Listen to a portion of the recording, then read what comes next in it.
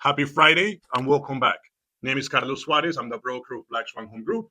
And last week we talked about how many new real estate agents, or how all real estate agents face different challenges in this industry. Now, this week I'm going to break that down a little bit into this situation. Look, and this happens not only to new agents, this happens to, I believe, most real estate agents. And it's that sometimes we find ourselves in the middle of the week, in the middle of the day, not really knowing what to do. Like we have all this motivation that we want to go and sell, we want to go and find customers, we want to go and show houses, but we truly don't know how to get there. And yes, a lot of people tell you, and I told you last week, you have to have a plan, you have to stick to it, you have to follow it. But really, what could I do? As a new real estate agent, as an agent that has been doing this for a while, but truly cannot find the path, you really have to start in the basics.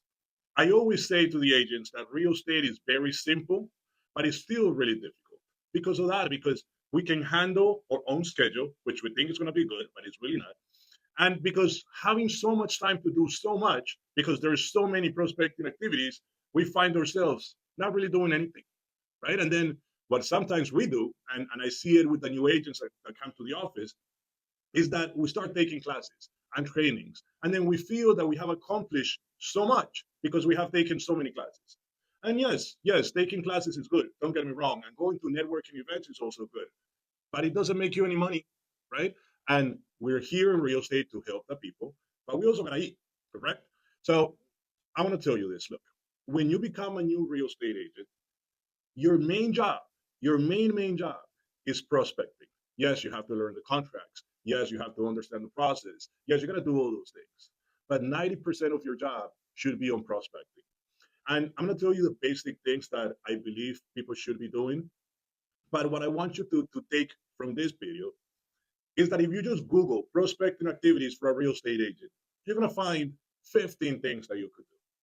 But if you, as an agent, if you go and try to do them all, you're going to end up not doing any of them good. Okay, so the first thing I want to tell you is from the prospecting activities that you're going to look into, select three, select four at most, and then concentrate on them and know that 90% of your day has to go towards those prospecting activities.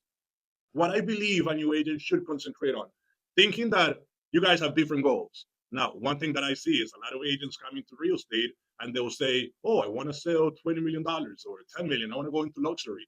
Yeah, we all want that, right? The reality is that not everybody starts there. So I'm talking to more of a general public, not necessarily looking to do luxury and ultra mansions and so on, right? A real estate agent that comes and want to work with the working people of the United States, right?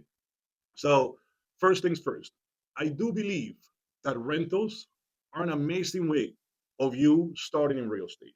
Concentrate on looking for rentals.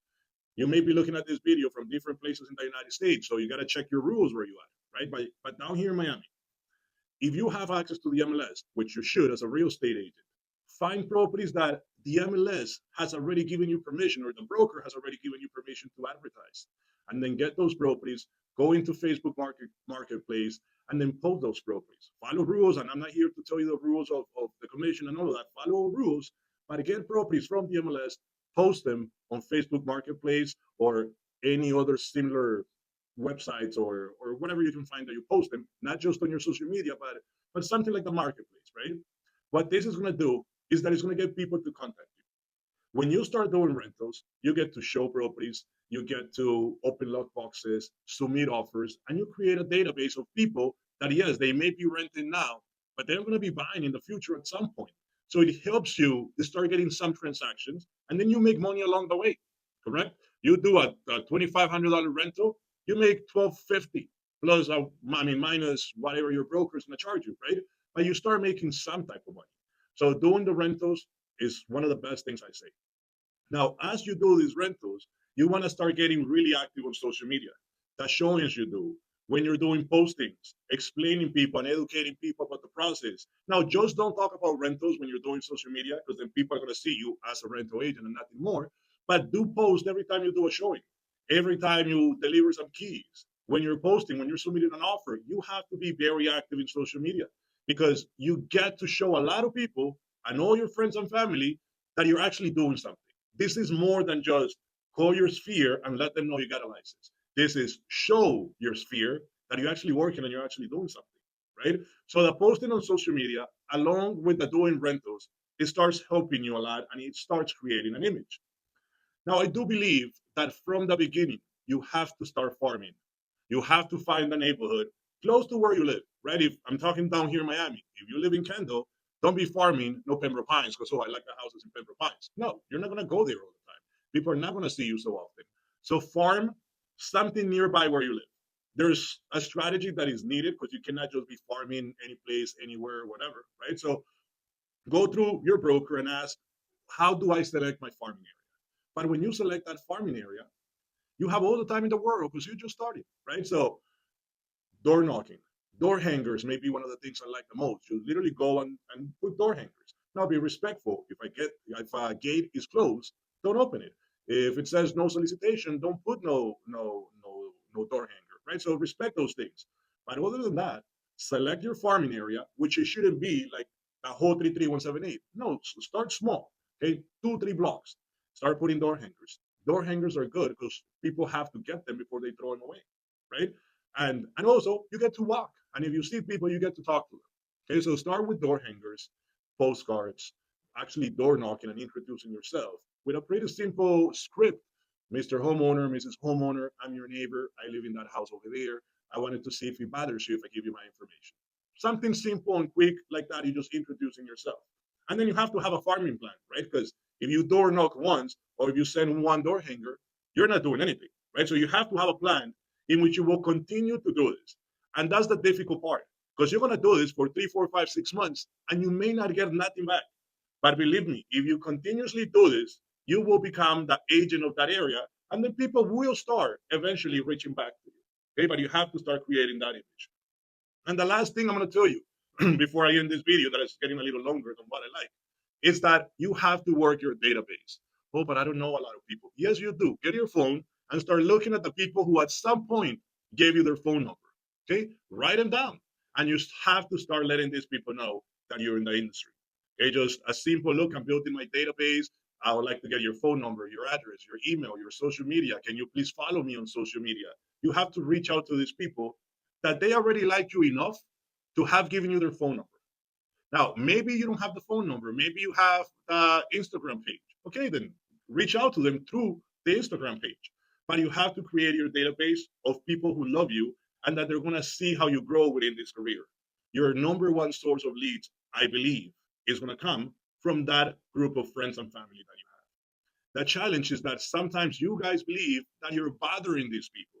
You're not. You're just letting them know you're in the industry. And this is people that already like you, or at least they say they like you, right? And you're just reaching out to let them know what you're doing and letting them know this is not going to be a one time thing. I'm going to send you an email from time to time. I'm going to send you a market report from time to time. I'm going to send you a message from time to time. But understand, and this is the last thing I'm going to tell you, understand that when you have somebody that has some type of motivation, your job is to get an appointment and move forward just a little bit. Your job is not to close the sale on that call when you're letting them know you're a real estate agent. Okay, so don't think, oh, I have to make a call and I'm gonna have a sale. No, you're not. You're gonna just move them a little further, right? Get them to an appointment, get them to look the numbers, get them to get pre-approved, get them to see what is the value of their property in an appointment. Okay, some people are gonna tell you, oh, just send it over to me and I'll take a look at it. No, let me go to your house, let me sit down with you and I'll explain it to you. Right? That is different. So get them a little further. And I know I said last thing I was going to say, but I want to tell you one more thing is do not waste time. Don't be showing houses to people that they have no financial possibility or no real motivation to buy. We don't show houses for fun, right? So qualify people before you go out there showing houses. Look at people's motivation before you sit down with them. That is going to help you use your time more wisely. Okay, you don't have to work with everybody if they truly don't have a motivation. Now, if they want to do it down the road, okay, then put them on a follow-up plan so that you can stay in contact with them, knowing that they're thinking about doing it in the future. But as of this moment, agents, use your time wisely. Okay, so there's a lot I can talk about this because I keep telling you there's one more thing I want to say, but I'm going to stop here. Okay, but this is something that you truly have to sit down, take action, but use your time wisely. If you want to know more about this, if you have any questions, you can feel free to reach out to us. Okay, have a nice weekend.